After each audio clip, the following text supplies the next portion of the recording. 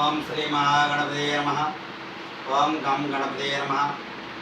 ఓం శివగురుభ్యో నమః. ఓం శ్రీ మాత్రే నమః. గోపాలకృష్ణ గురుభ్యో నమః. ఈరోజు వివాహ ముహూర్తముల గురించి కొన్ని విషయాలు తెలుసుకున్నాం. వివాహ ముహూర్తాలు బ్రాహ్మణులు, సిద్ధాంతులు ఈ పంచాంగాన్ని పెట్టి ముహూర్తాలు పెట్టిన కొన్ని వివాహాలు గొడవలు, కొట్లాట్లు, విడిపోవడం జరుగుతున్నాయి. తారాబలము, చంద్రబలము, లగ్న బలములు, గ్రహస్థితులు బలబలాలు కట్టి వివాహ ముహూర్తమునకు అయినా కొన్ని వివాహములు విడిపోవడం జరుగుతుంది. అవి పరిశోధనలో కొన్ని సంఖ్యాశాస్త్రము, జ్యోతిష్యులు, పండితులు సంఖ్యాశాస్త్రంలో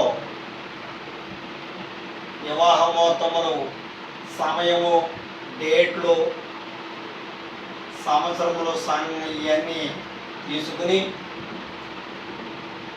పరిశోధించగా 2, 4, 5, 7, 8 ఈ సంఖ్యలు మంచివి కావని వాళ్ళ పరిశోధనలో తెలిసింది. ఎన్నో జాతకాలు పరిశోధించగా 2, 4, 5, 7, 8 ఈ సంఖ్యలు ముహూర్త సమయములకు ఈ డేట్లు మంచివి కావని, దీనివల్ల ఇబ్బందులు, గొడవలు, ఆటంకములు వస్తున్నాయని, విడిపోవడం జరుగుతుందని రూఢీ చేశారు. ఈ ముహూర్త సమయంలో కళ్యాణ దోషములు రెమెడీ చేయించుకోవాలి, శాంతి చేయించుకోవాలి. అలాగే ఒక జాతకము ఉదాహరణ తెలియజేస్తాను.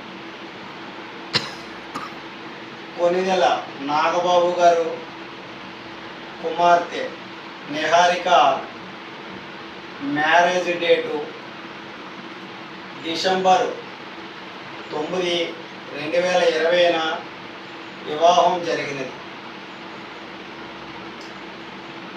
ఆ డేటు 9/12 + 4 కూడగా 25. ఈ 25 2 + 5 పూర్తి 7. ఈ 7 డేట్న మ్యారేజ్ చేసుకుంటే విడిపోవడం జరిగినది.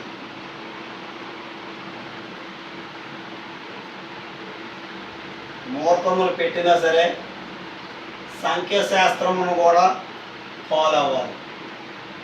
ఆ రోజు ఈ లగ్న బలాలకి డేట్లు కూడా ఈ సంఖ్యాశాస్త్రమునకు రూఢీ చేసుకుని బలబలాలు కట్టుకుని టైం అడ్జస్ట్మెంట్లో ఇవన్నీ కూడా సంఖ్యాశాస్త్రమును పాల్గొని ఫాలో అవ్వాలని,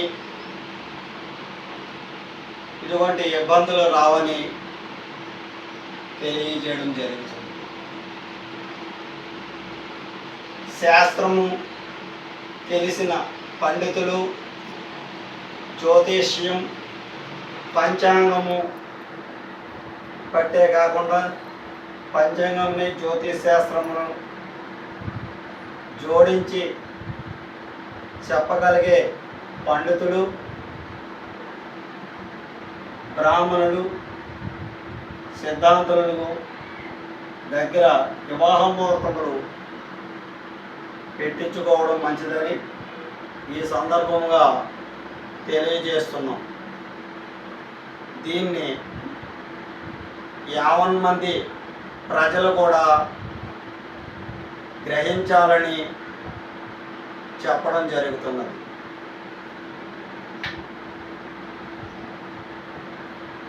మా శివగురుదేవ ప్రేక్షకులందరికీ అందరూ సుఖంగా ఉండాలని కోరుచున్నాం. శుభం భూయాత్.